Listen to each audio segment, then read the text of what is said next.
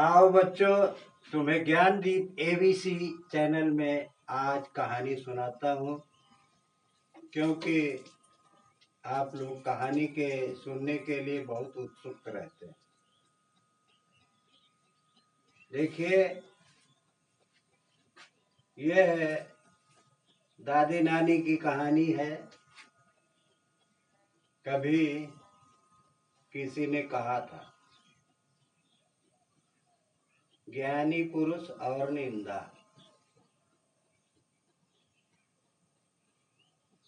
एक व्यापारी था बच्चों, वह कोई व्यापार चलाना चाहता था, परंतु व्यापारी के पास पूरा पैसा नहीं था कि वह व्यापार को चला सके। इसलिए उसने एक साझीदार हिस्सेदार बनाने की सोची। कुछ समय के बाद, पहले तो उसे कोई जाना पहचाना व्यक्ति नहीं मिला। बाद में एक अनजान आदमी उससे मिला और वह उसके साथ व्यापार करने के लिए तैयार हो गया। तो बच्चों, व्यापार में धन लगाया गया। दोनों आदमियों ने धन लगाया और व्यापार स्थापित किया। फिर 2-3 दिन के बाद उस व्यापारी का मित्र मिला। वो तो ज्ञानी था। उसने बताया कि यह व्यक्ति ठीक नहीं है, यह किसी के व्यापार को साझेदारी में चला नहीं पाता। फिलहाल जरूरत के अनुसार उसे जब एक व्यक्ति व्यापारी को मिल गया तो उसने व्यापार चलाना शुरू कर दिया। धीरे धीरे व्यापार चलता गया और व्यापार में तो बढ़ोतरी होती ही है। व्यापार बढ़ता गया और कुछ समय के बाद, यानी बरसों परिश्रम करने के बाद, जब पैसा वितरण करने की बारी आई, यानी मूलधन को छोड़ करके जो कुछ कमाई हुई उसका लाभ जब दोनों में बंटना था, उसके पहले ही वह अनजान व्यक्ति सारा धन लेकर के चंपत हो गया। क्यों चंपत हो गया? उसकी नीयत सही नहीं थी।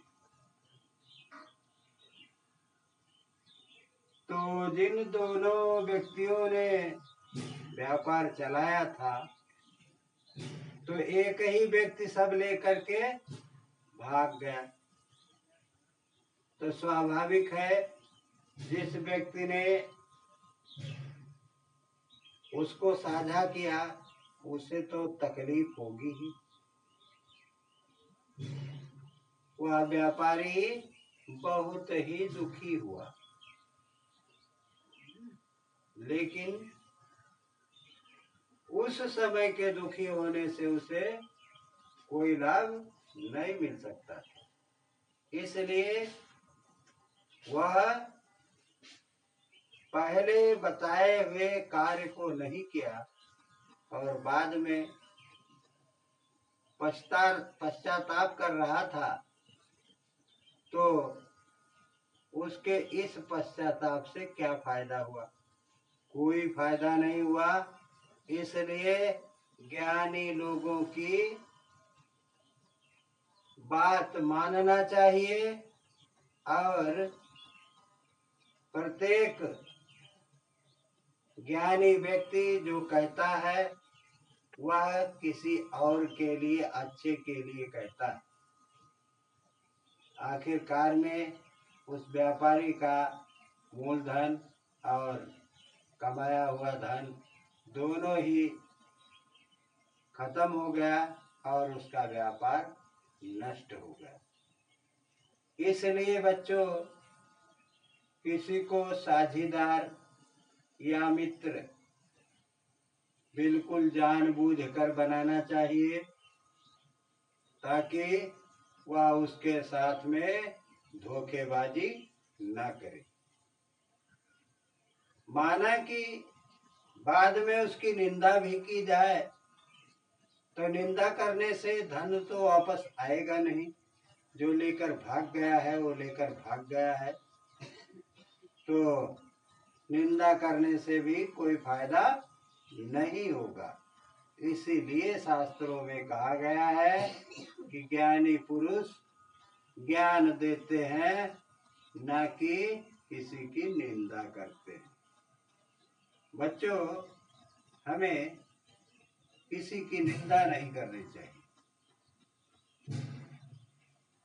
बच्चों, जहाँ से भी आप लोग इस कहानी को देख रहे हैं, सुन रहे हैं, ज्ञानी पुरुष और निंदा, अगर आपको पसंद आए